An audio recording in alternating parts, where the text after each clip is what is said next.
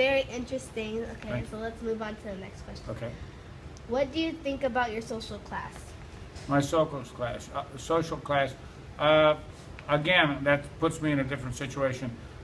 If you look just in terms of monetary value, assets, according to Merrill Lynch, I'm in the top 30% of the United States. So that means I'm wealthier than 70%, but below 30% of the United States. But that's not really the salient factor you use for social class. There are a lot of number of statistics that put you in a different class.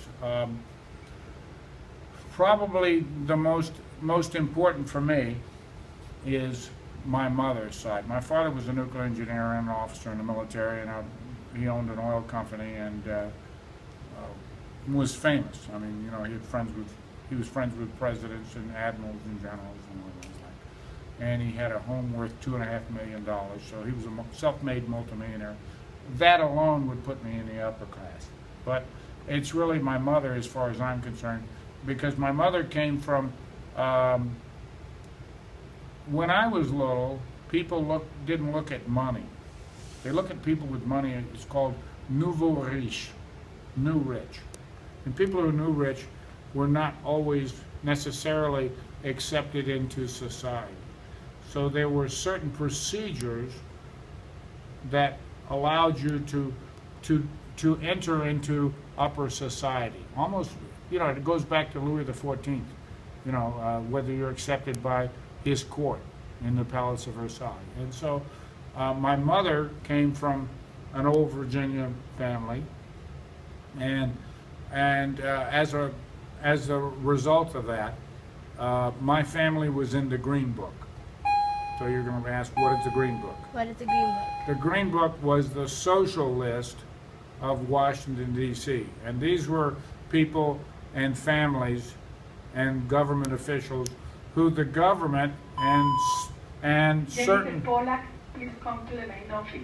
Jennifer Pollack, please come to the main office.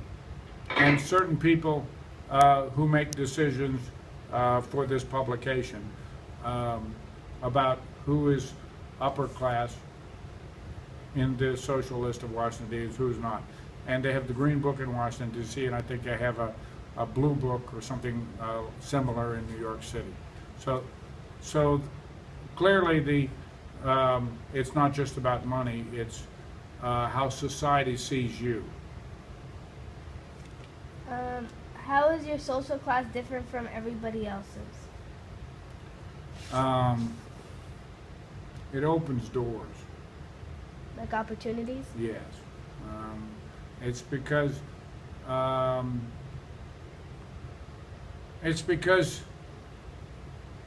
less so. I think the best way to approach that answer is it's less so now than it used to be. But the world, when I was a kid, was almost entirely about connections, and it was all linked.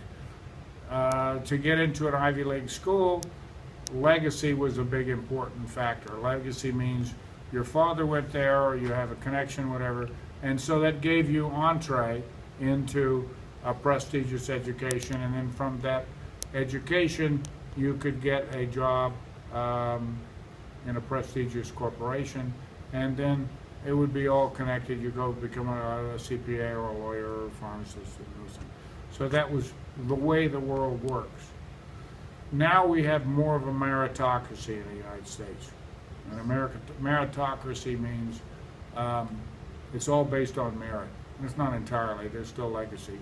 For example, you probably got a better chance of going to an Ivy League school if you went to a prep school than a high school. I've done both. And even going to an Ivy League school doesn't necessarily have the same effect that it once did. So it's now about my father explained this to me, and I think that's the way to go. Connections get you into a door, but performance keeps you on the job, keeps your job. And that's the way the world works for me. because I had a language background, I had pretty much my choice to get into a lot of different important jobs. But I was able to become a company president, general manager, when I was 28 years old, running 3 countries, China, Hong Kong, and Macau, because of my language. So we've kind of moved away from connections to